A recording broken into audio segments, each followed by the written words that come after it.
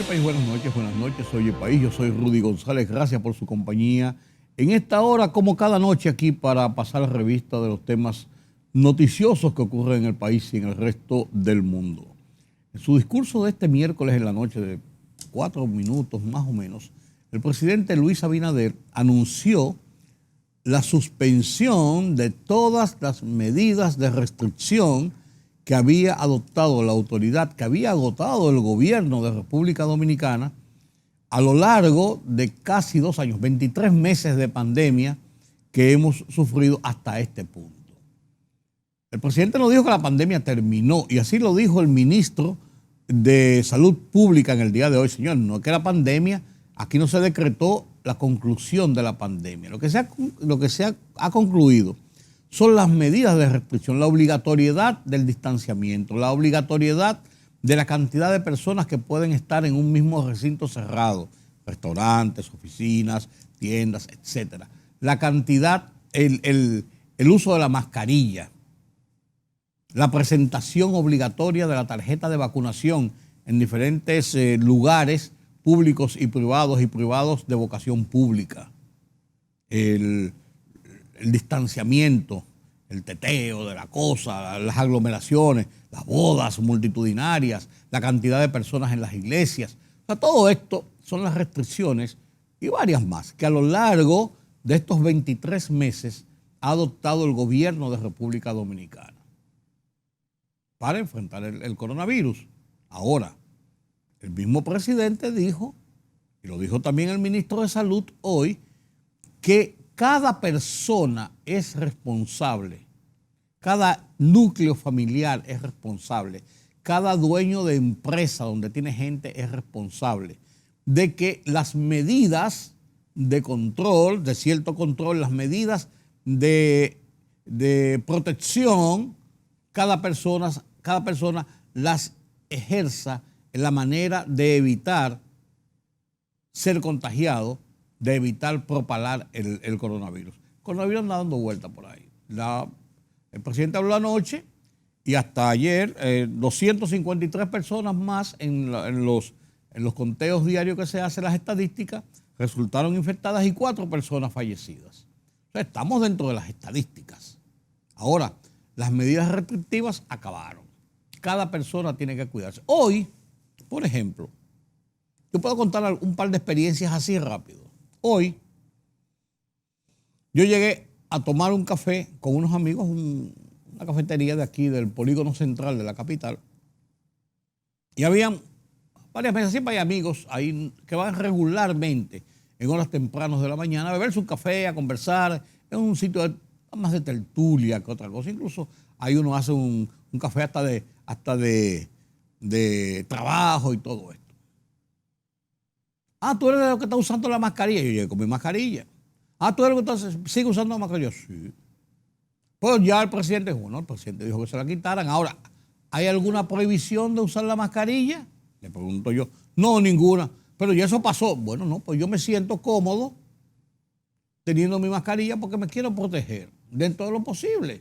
Me he protegido hasta este momento. He salido ileso junto con mi familia de el contagio, pues no por simplemente una emoción y romper esa regla que he tenido, hasta un punto será. Sigo usando mi mascarilla. Yo no sanciono, censuro, critico a nadie que le haya dado el COVID. No, para que no se vaya a malentender. No critico a la gente que en su familia, que en su centro de trabajo haya tenido que tomar medidas en exceso para ello, para evitarlo. No. Cada uno aplicó las medidas dentro de su marco de responsabilidad y en su momento, hasta anoche, cuando habló el presidente, dentro de lo que establecían las regulaciones oficiales en favor de la comunidad, del colectivo de la sociedad dominicana. Cada uno era dueño de su destino, por así decirlo, de sus exposiciones, de su control o falta de control. Una decisión individual. Fíjense que la vacunación es voluntaria, pero están los centros de vacunaciones. Yo creo, no se explicó eso, Pero yo creo que los centros de vacunaciones van a continuar abiertos, porque hay personas que se están poniendo la segunda dosis todavía, la tercera dosis muchos de ellos, y ya la cuarta dosis una gran cantidad de personas.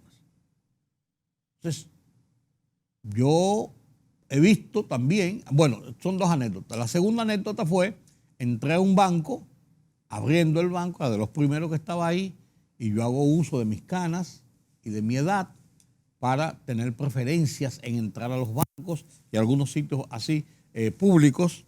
Entonces, en ese lugar, cuando yo entré, el guachimán, vigilante, seguridad, que está en la puerta, no me pidió la tarjeta de vacunación. Voy frecuentemente a ese banco. Pero sí, yo entré con mi mascarilla y me dijo, ¿se puede quitar la mascarilla? Digo, ¿yo me la puedo quitar? Sí, porque en los bancos no se usa mascarilla. No, tengo 2 años viniendo al banco con mascarilla. No me venga a decir a mí que de anoche para acá hay que quitarse la mascarilla, que eso es un peligro o es parte de la seguridad. Entonces, una gerente medio del banco, de esa estación, pasó. No, lo que le dijimos, le dice al seguridad, no, lo que le dijimos es que es opcional, que si una persona quiere entrar con su mascarilla, puede entrar con su mascarilla, y el que no quiere entrar con mascarilla, también puede entrar sin mascarilla. Ya él estaba diciendo que no, porque por seguridad usted no puede estar. No, yo tengo 2 años yendo al banco. Entonces, de buenas a primeras, ¿eso constituye un peligro para la seguridad del banco? No. Usted lo que tiene que tener son mayores controles dentro de su establecimiento del banco, porque todo el mundo tenía mascarilla ahí. Saber quiénes entran, quiénes están, y usted ve las actitudes para tener seguridad dentro del banco. Punto. Entonces, yo he visto médicos, he visto comunicadores, he visto gente en la calle, he visto personas que han entrevistado en los noticiarios de televisión del día, que dicen que sí, que están de acuerdo con que ya estamos hartos de eso y que se quiten todas esas medidas, y otros que dicen que no, que van a continuar con las medidas, que entienden que no debe ser así, que deben continuar con las medidas hasta que esto se acabe totalmente. La población lo ha tomado así. Unos sí y otros no. Yo creo que en aras, voy a decir lo que yo pienso, en aras de la recuperación hacia la normalidad, aunque ya los 2 años es una normalidad andar con mascarilla, tener distanciamiento y cuidarse y lavarse las manos, lo que debemos hacer es ganar la experiencia, aprovechar la experiencia que hemos tenido a lo largo de estos 2 años. Higiene, prudencia en los grupos, distanciamiento necesario hasta donde sea, evitar las aglomeraciones donde sea necesario y prudente. O sea, cuidarnos, estar atentos a si nos sentimos alguna situación de salud, poder acudir a los médicos o lo que sea y buscar, no dejarlo, eso no es nada, porque aquí nosotros pensamos que somos médicos, que somos de todo en este país. O sea, hemos ganado experiencias que debemos aplicar para nuestro diario vivir. Esa es mi idea. Termina el proceso de las medidas de restricción. Anoche se cumplió 1 año, justamente cuando hablaba el presidente, de que el primer médico se puso la vacuna, AstraZeneca, recuerdo. Un médico y una enfermera, las primeras personas clasificadas dentro de las estadísticas de República Dominicana como los primeros que recibieron la vacuna. Anoche se cumplió. Y hasta anoche, entonces, habían un total, se habían aplicado en República Dominicana, con esto cierra este ciclo, de 15.107.392 dosis de vacunas se han aplicado en República Dominicana en ese año, de los cuales 7.043.796 tienen la primera dosis, 5.844.147 personas tienen la segunda dosis, 2.170.527 personas tienen la tercera dosis y 48.922 personas están registrados como receptores de la cuarta dosis, para un total de 15.107.392. Concluye esta etapa de 23 meses desde que se declaró la pandemia en República Dominicana a principios del mes de marzo del 2020, cuando llegó el italiano afectado y fue recluido en las unidades del Hospital Ramón de Lara, las unidades para COVID, desde ese momento al día de anoche se habían registrado en República Dominicana 570.637 personas infectadas. Algunas de estas 2 veces infectados, pero las estadísticas lo dan así: 570.637 con un total de 4.355 fallecimientos. A lo largo de estos 23 meses, 4.355 personas fallecieron oficialmente dentro de las estadísticas que cobró el COVID hasta esa fecha en República Dominicana. Esa es la gráfica, esa es la estadística fría del efecto del COVID durante 23 meses y tanto, casi 24 meses, casi 2 años. El gobierno de la República Dominicana, cuando digo el gobierno no me refiero al de Danilo Medina y al de Luis Abinader, el gobierno, el Estado dominicano, reaccionó como debía reaccionar en las medidas para enfrentar el coronavirus. Desde que se inició, comenzaron las restricciones del toque de queda, el estado de emergencia, de la búsqueda urgente de mascarillas, en principio mascarillas, gels, instrumentos para los médicos trabajar, para que la gente se protegiera. Así comenzó en marzo del 2020. Y así fue siguiendo. Hubo un cambio de gobierno, hubo elecciones y el nuevo gobierno siguió las improntas, estableció otros mecanismos. El gobierno anterior estableció unidades de coronavirus aisladas para tratar a los pacientes en una pandemia declarada el 9 de marzo por la Organización Mundial de la Salud, una pandemia que no tenía precedentes en estos tiempos, porque la última pandemia había sido en 1918, de la famosa fiebre española, y no alcanzó a todo el mundo como en el caso de la actual pandemia del COVID-19. Entonces, la autoridad ha actuado.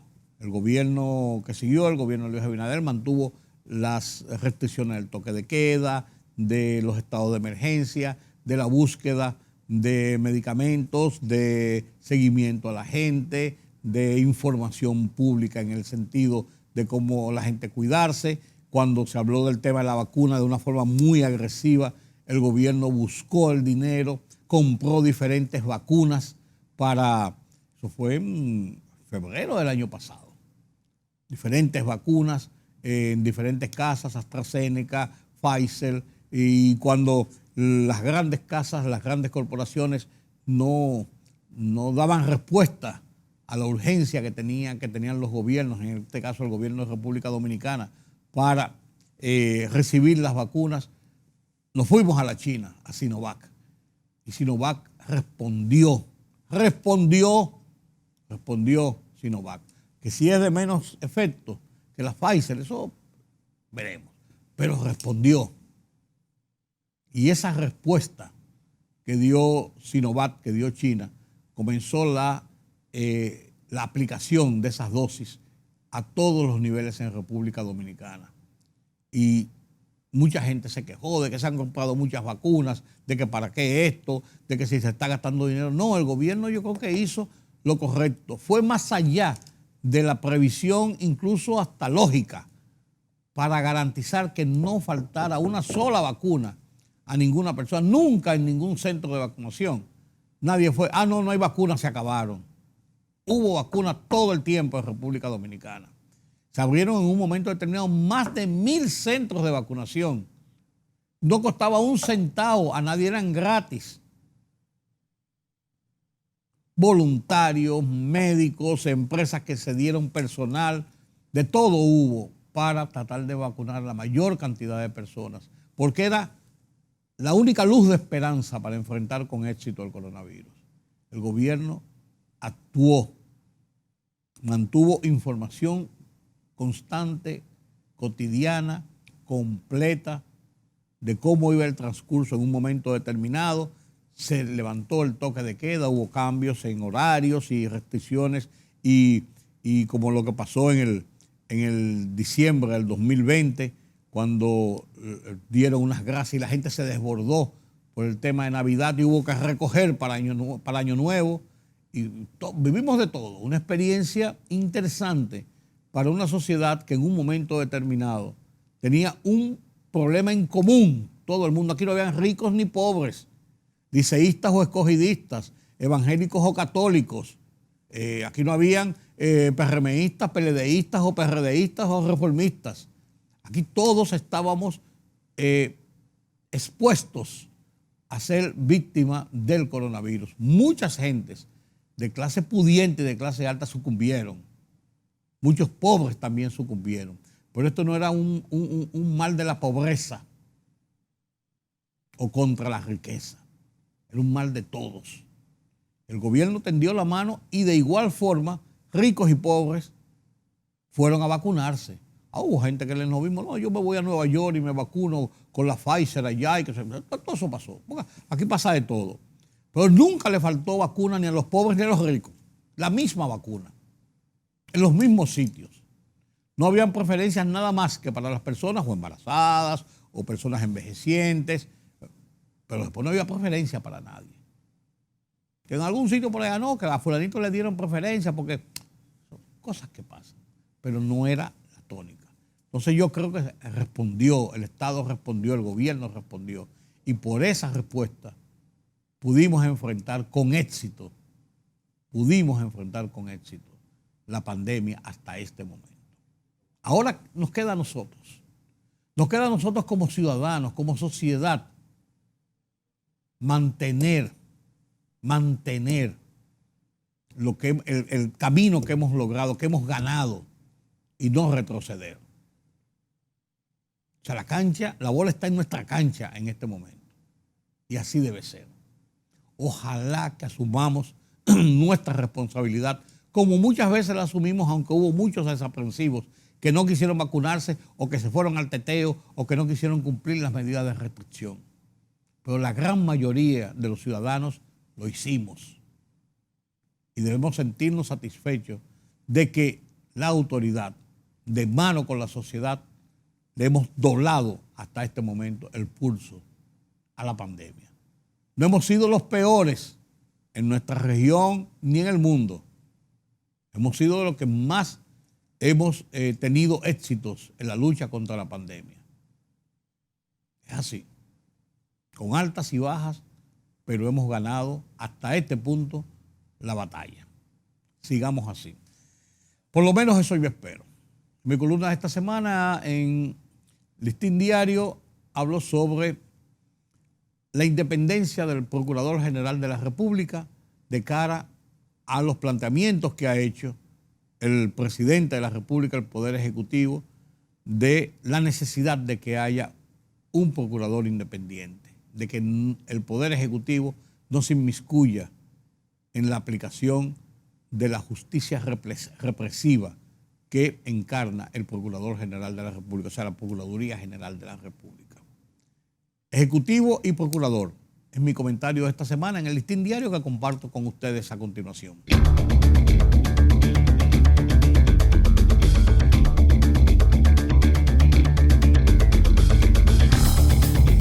El artículo 4 de la Constitución de la República, bajo el título Gobierno de la Nación y Separación de Poderes, establece: el gobierno de la nación es esencialmente civil, republicano, democrático y representativo.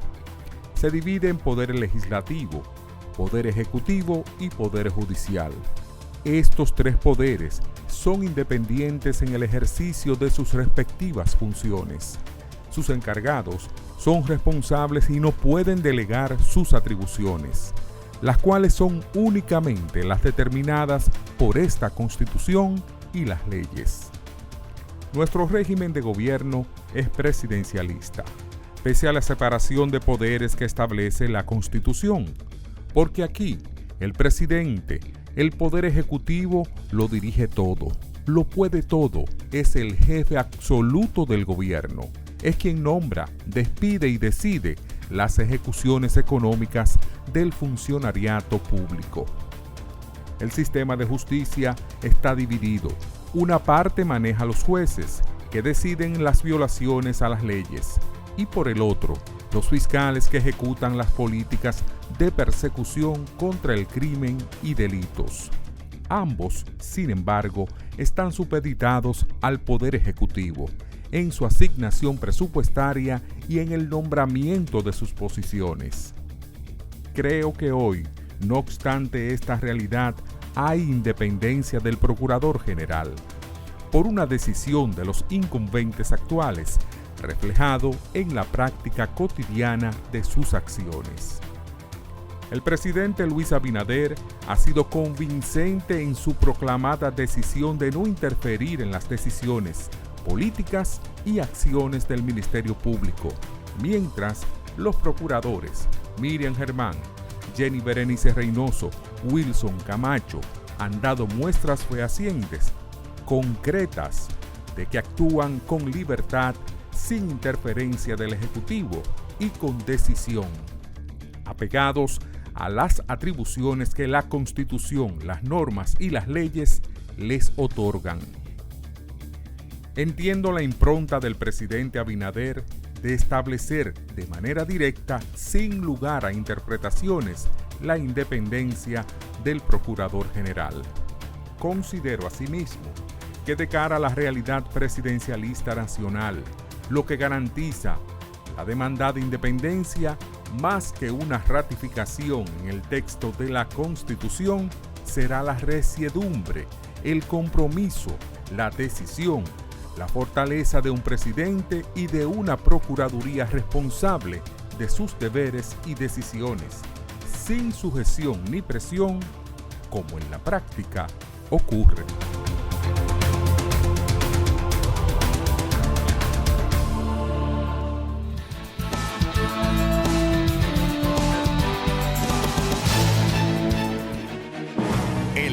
De la tarde, plural, objetivo, democrático, la verdad siempre. Con tres verdaderos profesionales del periodismo y la comunicación, Georgie Rodríguez, Juan TH y Rudy González. Los Poderosos.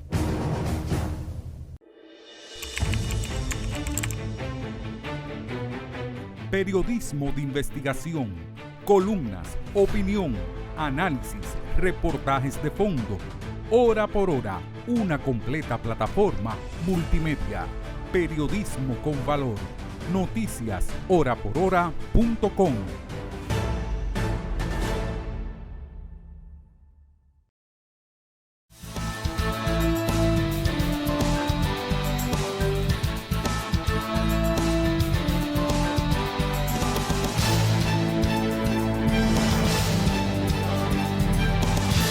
Gracias por continuar con nosotros aquí en Oye País. Yo no sé si él estaba en Bielorrusia, porque sé que en Ucrania no estaba, quizás en Crimea o ahí por los Tagastán, por esos lados de por ahí, observando la situación de las tensiones en esa parte del mundo, en esa parte de Europa. Interesante zona, que ha puesto a mucha gente a ver la geografía, el mapamundi mundial, a ver qué es lo que pasa en papeles y después leer para conocer las tensiones que tiene Rusia sobre Ucrania, la OTAN, Estados Unidos, la intervención de Alemania en busca de acuerdos de Macron y, ¿por qué no?, hasta de Inglaterra. Todo un mapa de posibilidades y los que más lejos están son quizás de los más beligerantes, diría yo. Estados Unidos no está en el continente, pero presiona y enchincha. Son cosas mías, yo no sé del tema, solamente lo que leo. Quienes lo analizan son los expertos, como Julián Roa, el hombre que sabe de las internacionales, de la historia, de lo que está ocurriendo, aquí con nosotros nueva vez en Oye País. Buenas noches, Julián. Buenas noches, don Rudy. El buen hijo a su casa vuelve, ¿no? ¿Verdad? Pues yo no sé que a su casa vuelve, no, que tú te desapareces, pero tú estás aquí siempre. Sí. Cuéntanos, Julián, ¿qué es lo que está pasando? Bueno, lo que está pasando sabemos, las tensiones y todo esto, pero realmente, el trasfondo primero de esta situación, que lo habíamos analizado la última vez ya con una perspectiva, no en el punto en que estamos, sino esas cosas que estaban pasando en esa parte del mundo, pero realmente, ¿cuál es el eje de la situación y a dónde podría llegar este estado de tira y jala, de puja y deja? Bueno, mire, uno de los principales pensadores de la geopolítica, Clausewitz, plantaba lo del level ground, o el Heartland, como dirían los norteamericanos, el espacio vital, lo mínimo en términos de poder subsistir una potencia a nivel mundial o a nivel regional, no importa. El caso de Ucrania es un caso de disputa del level ground ruso, vamos a decir, del espacio vital ruso. De una manera u otra, después del fin de la Guerra Fría y sobre todo después de la división de lo que fue esa unión de repúblicas socialistas soviéticas, la Federación Rusa ha ido siendo cercada por parte de los que fueron sus antiguos enemigos.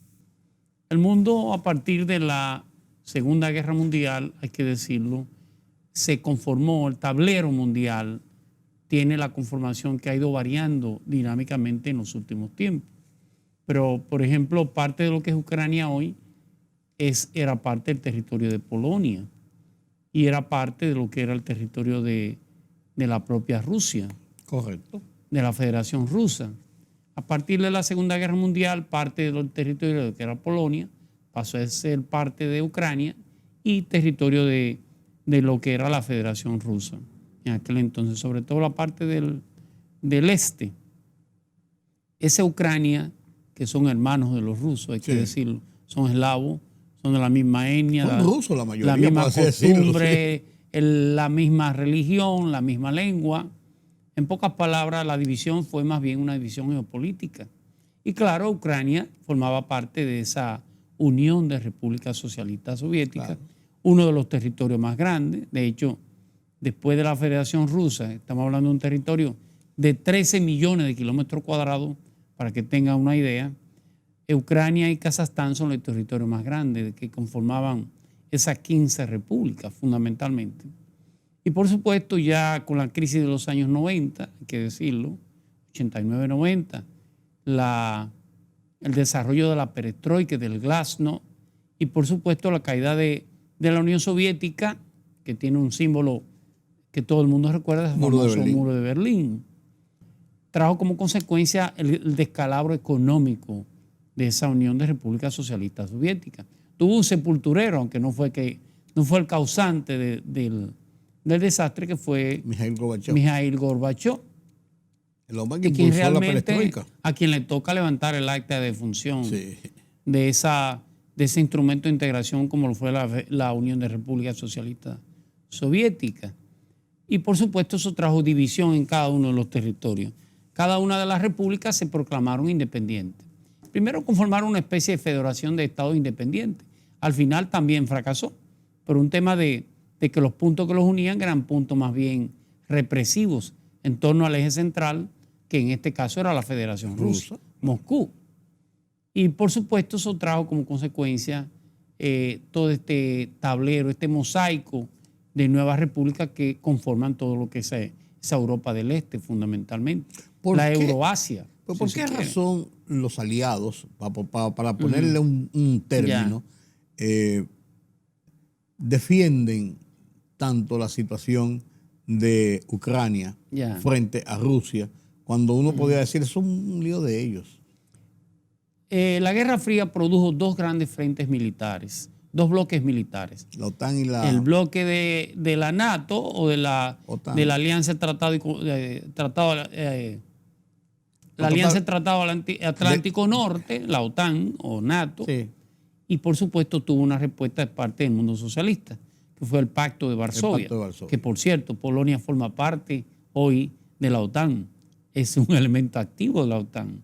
Donde se había firmado el Pacto de Varsovia, hoy es uno de los actores principales dentro de la OTAN, con misiles inclusive de la OTAN instalados en Polonia contra Rusia, para que tenga una idea, o la República Checa.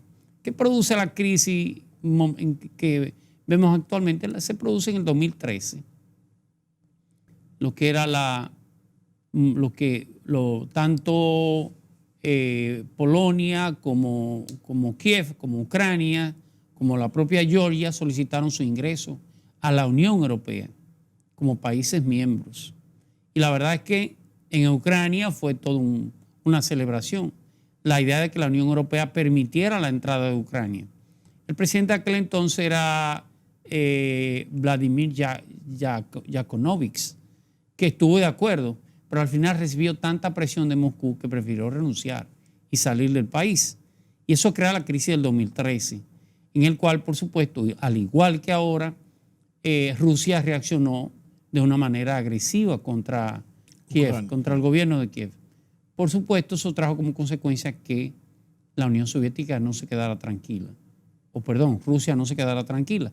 Aunque ya tenía la promesa de los países europeos de que no le iban a permitir la entrada a Ucrania, definitivamente Moscú entendía que era un asunto de tiempo. Y yo creo que sí. ¿Y qué hace Moscú? Genera un movimiento de secesión dentro de Ucrania. Los países, las regiones del este de Ucrania, que eran regiones más cercanas a Moscú, ¿qué hace Moscú? Que sencillamente genera movimientos independentistas en esas regiones. Genera y crea dos repúblicas. La República de Donetsk y la República ¿cómo se llama? De Luhansk, ambas repúblicas. Repúblicas independientes dentro de lo que es Ucrania, fundamentalmente. Y por supuesto, genera un referendo en Crimea y toda Crimea apoya la idea de volver a Moscú, de ser parte de la Federación Rusa. Significa que la reacción de Moscú no fue no solamente diplomática, sino con Vladimir Putin en la cabeza, genera una división de ciudadanos ucranianos en favor de separarse de Kiev, de separarse del gobierno de Ucrania. Por supuesto que eran ciudadanos rusos. Bueno, de hecho, el ejército ruso lo felicitó a todos, le dio recomendaciones y todo eso. Y claro, crea lo que es una guerra civil dentro de Ucrania. La zona de Donetsk, todavía hay zonas que están... Todavía que son... Todo el este de Ucrania está en manos de esas dos repúblicas. Y esas dos repúblicas, por supuesto que cada día presionan más hacia Ucrania, hacia el este. O sea que mientras la OTAN presiona desde el oeste, desde Polonia, desde la República Checa, desde el propio Báltico a Rusia, porque hay que decir, la zona del Báltico es la zona del norte. La Rusia blanca son Lituania, Letonia, Estonia, son sociedades cristianas inclusive. Ni siquiera son sociedades ortodoxas. Son más parecidos a Finlandia, esa zona, y son miembros de la OTAN y son miembros de la Unión Europea. Significa que Rusia ha ido viendo reducir su espacio vital como potencia y no se ha podido dar el lujo de que Ucrania pase a formar parte ya no solamente de la Unión Europea, sino también de la OTAN. Pero a final de cuentas, si Rusia cede, hablando de una hipótesis, cede esos territorios, no lo quieren estar con nosotros, que nos estén con nosotros, ¿cuál es el leitmotiv final? ¿Decir que tiene tanto territorio, que tiene tantas cosas, o qué parte económica, qué significa para la vida y el desarrollo mayor, la potencialidad, si podríamos decir, de Rusia, que estos sean sus aliados o sean sus enemigos?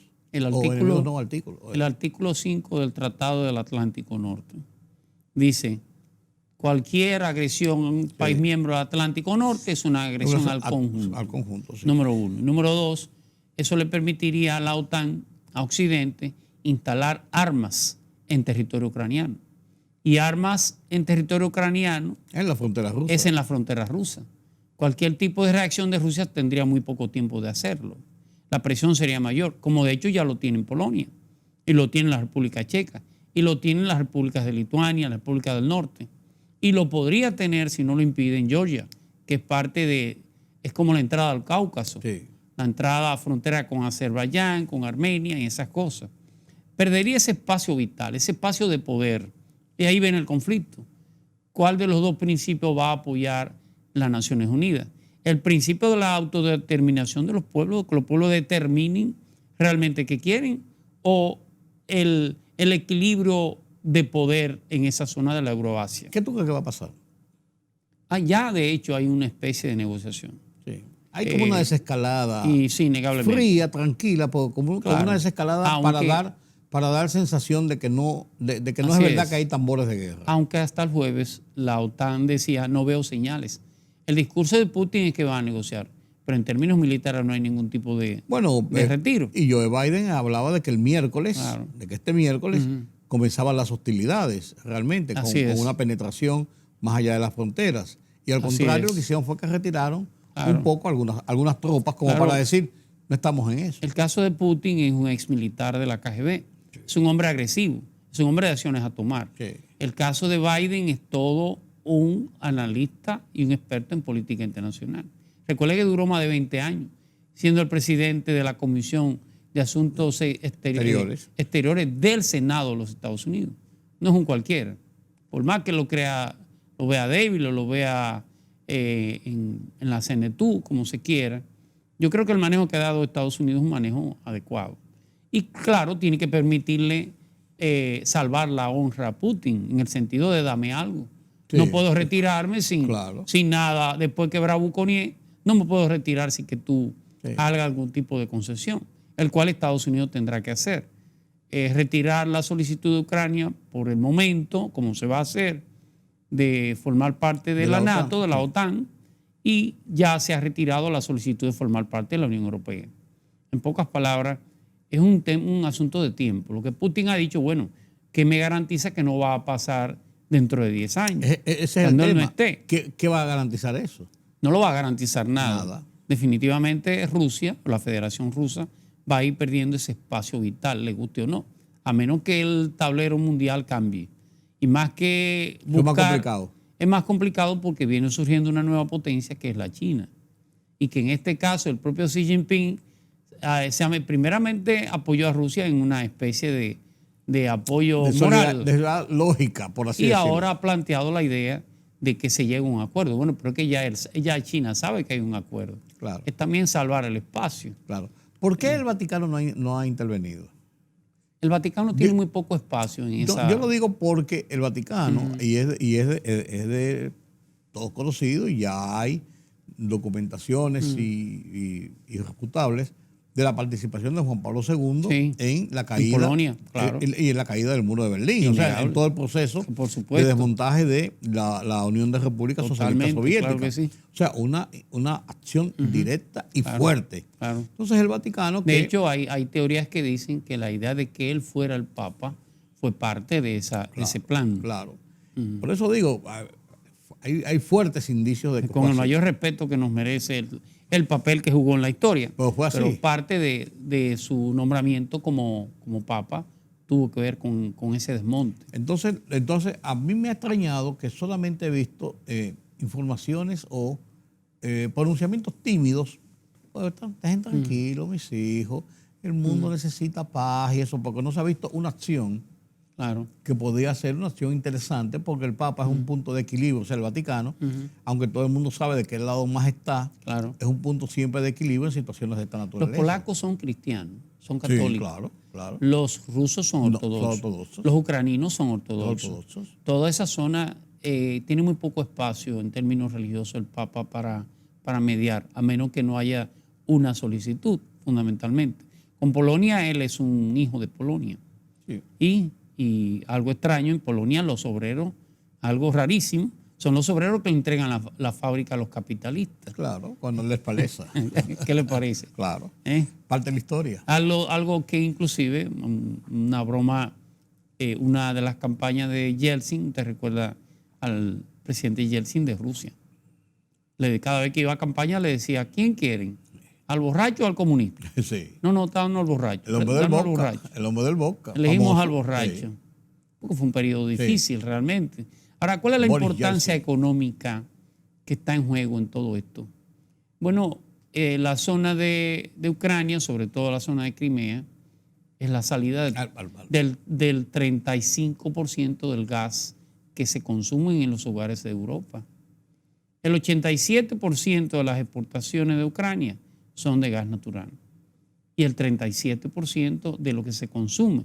Significa que una guerra en Ucrania dispararía. De hecho, la simple sensación de que pudiera haber una guerra disparó los precios del petróleo. Claro. No porque esa zona produzca petróleo, sino fundamentalmente porque el gas natural ha ido tomando mayor marco en el mercado. Y si hay una escasez, por supuesto que dispara el otro. Claro que parte de la producción ucraniana, que es un territorio grande, es el peaje que cobra por los gasoductos que pasan en todo su territorio. Lógico. Y lo va a hacer de gratis. Lo que ha hecho Rusia es que ha metido una línea que no toca territorio ucraniano. Y los ucranianos entienden que, bueno, eso es una amenaza a su economía fundamentalmente. Significa que Rusia ha jugado el tablero que tiene que jugar. Ha declarado dos repúblicas independientes, que no ha sido reconocido por ningún organismo internacional, que no sean los que todavía se mantengan dentro de ese eje de influencia de la Federación Rusa. Y por supuesto, como yo le dije, el tema de Georgia. Georgia sigue siendo el segundo paso dentro de ese posible referéndum para la entrada tanto a la OTAN como la Unión Europea. Y Georgia sí es una zona muy a tomar en cuenta, porque la zona es la cortina hacia la fuente energética, la zona del Cáucaso, que es la gran productora de la fuente energética de producción a nivel mundial. Aunque se había hablado y se había mencionado y habían investigaciones y se habían hecho ya avances de hacia dónde venía el caso de Juan Orlando Hernández en Honduras. Volamos a Honduras, sí, a Honduras, porque yo creo que ya hemos visto bastante de esta parte. A Honduras, aunque se había hablado de eso, no ha dejado de sorprender la forma inmediata, después de haber salido del poder hace apenas 15 días, 16 días, salió el 27 de enero, de que ya el hombre anda con unos grilletes puestos y con un pedido de extradición para que no fuera de una investigación local, un pedido de extradición directo. ¿Qué pasa ahí? ¿Qué mensaje estaría mandando los Estados Unidos? ¿O simplemente es un asunto de simple policía, de simple justicia por un narcotraficante? Estados Unidos tiene algo sumamente peculiar, y es que las agencias no necesariamente se coordinan. Una cosa puede querer el Estado federal y otra cosa puede querer un juez de un estado cualquiera, inclusive de un county, de un pequeño territorio. No necesariamente están vinculados, aunque nadie es ciego y sabe que el interés federal es mucho mayor que el interés local. Bueno, un juez local de California, de un condado de California, le tumbó una de sus grandes pretensiones al presidente Donald Trump. Exactamente, así es. Entonces, el caso de Juan Orlando Hernández, desde el punto de vista de la política del Departamento de Estado de Estados Unidos, era una prioridad que él ganara las elecciones. Fue una prioridad del Departamento de Estado. En su momento. En su momento. Desplazar del poder mediante un golpe de Estado a Manuel Zelaya, que había planteado, no sé si usted recuerda, Manuel Zelaya planteó el reingreso de Cuba a la Organización de Estados Americanos. Fue aprobado. Claro, Cuba ni miró para allá. Usted recuerda aquella famosa frase del canciller de la dignidad, ¿cómo se llamaba? Raúl Roa, que decía que la OEA era el Ministerio de Colonia. Cuba ni siquiera se le ocurrió entrar, pero para Estados Unidos fue una especie de insulto pedir la entrada a Cuba. Y luego, por supuesto, el tema de la reelección en Honduras, que estaba prohibida hace mucho tiempo. Comer Zelaya solamente lo planteó la modificación en la Constitución y terminó en un golpe de Estado, que Washington no reprobó y que Washington no hizo absolutamente nada para que no se diera. Sin embargo, con Juan Orlando Hernández sucede lo contrario. No solamente Washington apoya el regreso de la presidencia de Juan Orlando Hernández, sino que apoya su reelección. Sí. ¿Dónde viene el problema? Vuelvo al tema. Que aunque políticamente fuera correcto desde el punto de vista de lo que tenía que ver con la DEA, con la Agencia de Antidroga de los Estados Unidos, El hermano del presidente estaba en Mano Paso. Claro, no, tiene cadena Está condenado, perpetua. sí. Pero hay unas declaraciones de los que fueron juzgados junto con el hermano, Tony Hernández, de que el propio presidente, siendo candidato, recibió dinero de mano de hacendados arroceros de Honduras, que sabían que era narcotráfico, para su campaña. Entonces todo esto viene moviéndose desde hace varios años. Sí, sí. Era Y la una crónica de una investigación. muerte anunciada. Correcto. Pero la forma de hacerlo Yo no es sé lo si que te yo digo, recuerdas- que van a como un mensaje. Un mensaje feo. Primero, esa ambigüedad en la política norteamericana, uno. Y dos, es un presidente preso, degradado. Es un representante. No digo que no vaya a cumplir la condena que tenga que Ni cumplir. que sea culpable o no. No es eso. Pero degrada la figura presidencial en estos símbolo. países. El símbolo. Las cadenas no se lo ponen miembros de la DEA, se lo ponen policías hondureños, del cual él hacía menos de un mes que era su presidente. Sí, que era el jefe. No lo agarraron corriendo, fue en su casa. Yo creo que la imagen es horrible, lo confieso. Al margen, repito, de que deba pagar por la condena por lo que hizo. Yo quisiera algún día ver lo contrario. Quisiera que un tribunal de América Latina pidiera extradición a un ciudadano norteamericano por contrabando ilícito de drogas. Eso va a ser más complicado. Es más complicado, Sí. pero el principio es el mismo. Sí. Debe ser una No sé si reciprocidad. usted recuerda la muerte del candidato a la presidencia de México, Luis Donaldo Colosio. ¿Lo recuerda? Sí, claro que sí. Y todo aquel entramado que manejaba el hermano de nada más y nada menos que de Carlos Salinas de Gortari. Claro. ¿Eh? Claro. Ligado a todo el narcotráfico del mundo. A todo el narcotráfico y a todo lo ilegal que podía pasar por ahí. Tenía un secretario general de aquel entonces de su partido llamado José Francisco Ruiz Massieu, ¿recuerda? Claro. Y el hermano, Estados Unidos, permitió que cruzara la frontera con un maletín con $5 millones. No lo apresó en la frontera, lo apresó dentro del territorio. Y terminó descubriendo toda una trama en la cual, si usted recuerda a Carlos Salinas de Gortari, presidente de México, terminó siendo uno de los hombres más corruptos. Sí, sí. Sin embargo, era el candidato a la OMC, a la Organización Mundial del Comercio de los Estados Unidos. Sí, sí. Son cosas que son de las incoherencias que se manejan dentro de la política norteamericana.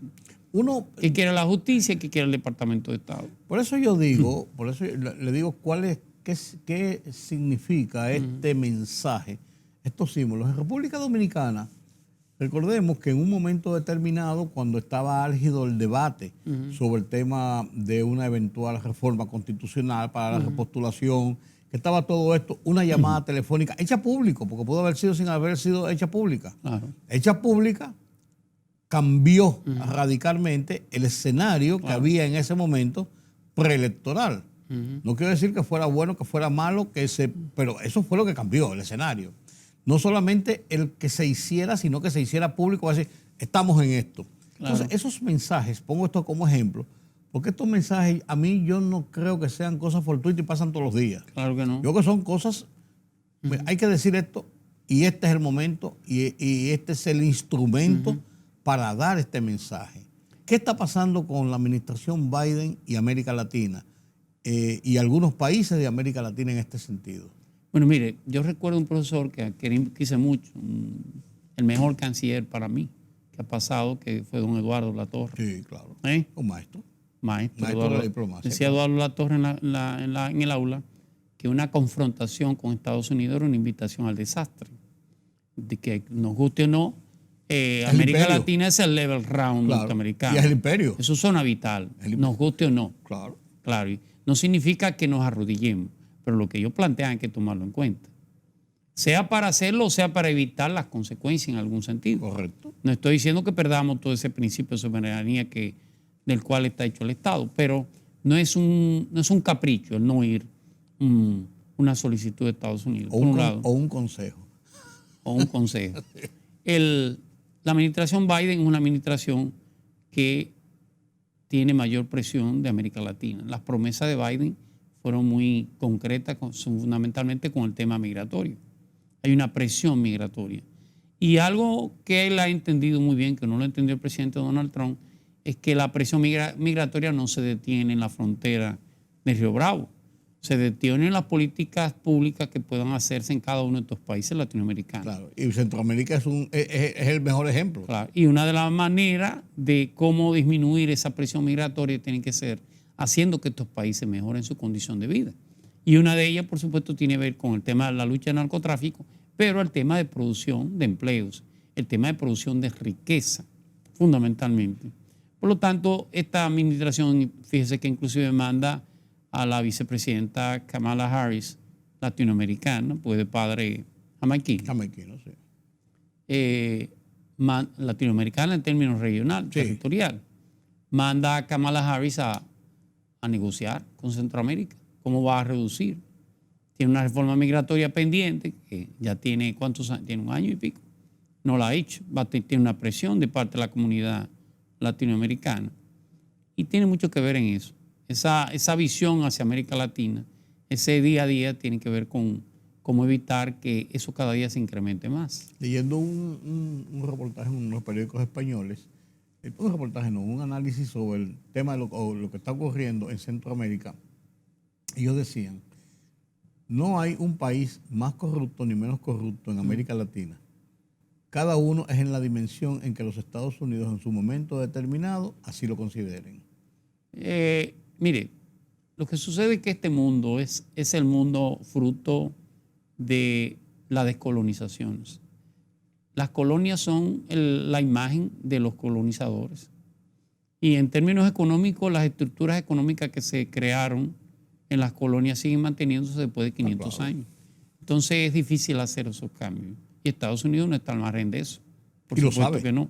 Y lo sabe.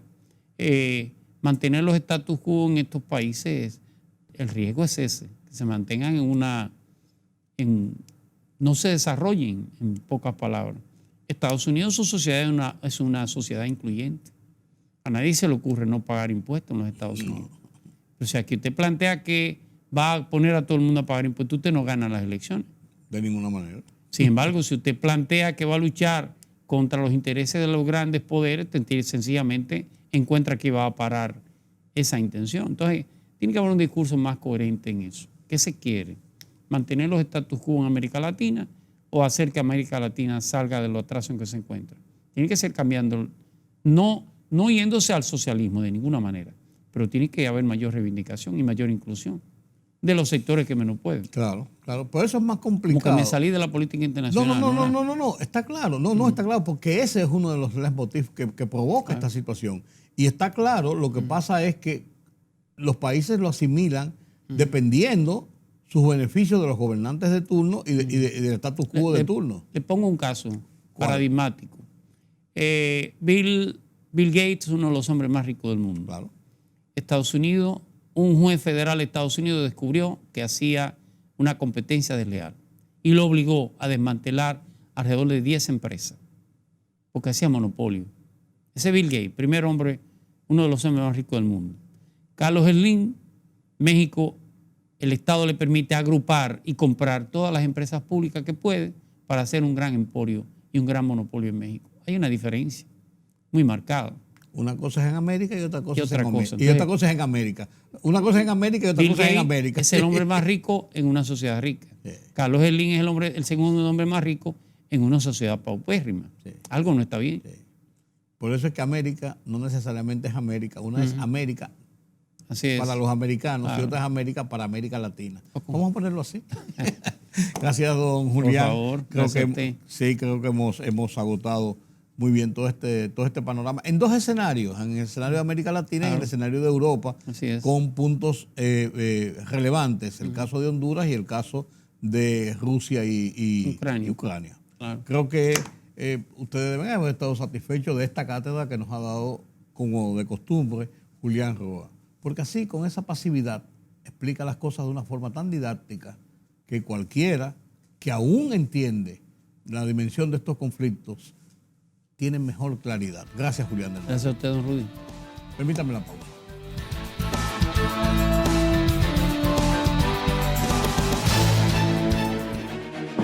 El rumbo 5 de la tarde. Plural, objetivo, democrático, la verdad siempre. Con 3 verdaderos profesionales del periodismo y la comunicación, Georgie Rodríguez, Juan TH y Rudy González. Los Poderosos.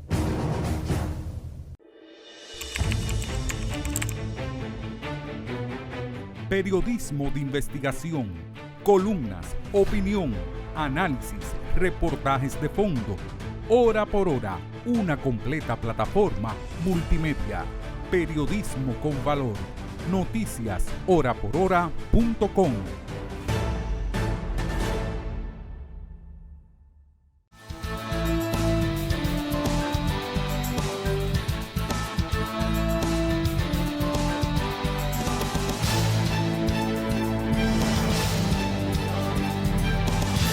Pedro Vargas nos presenta las internacionales desde la redacción central de Oye País.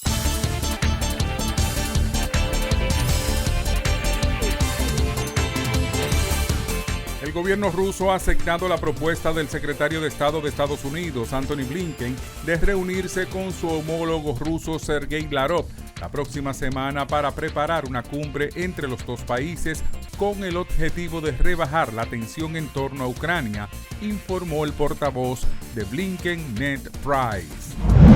El expresidente de Estados Unidos, Donald Trump, deberá testificar bajo juramento en el marco de una investigación que llevan a cabo las autoridades de Nueva York sobre los negocios de su empresa, según decidió este jueves un juez.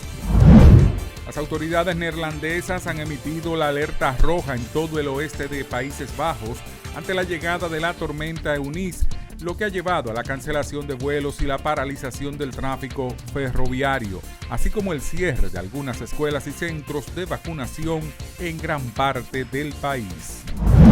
El secretario general de la Organización de Naciones Unidas, ONU, Antonio Guterres, advirtió este viernes que el mundo es probablemente un lugar más peligroso ahora que durante la Guerra Fría, con las tensiones este-oeste en su punto más alto desde el colapso de la Unión Soviética en la década del 90.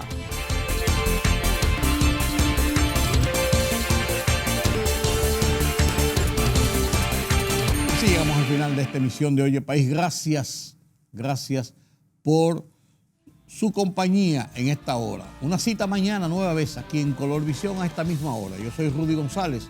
Pasen un feliz resto de la noche.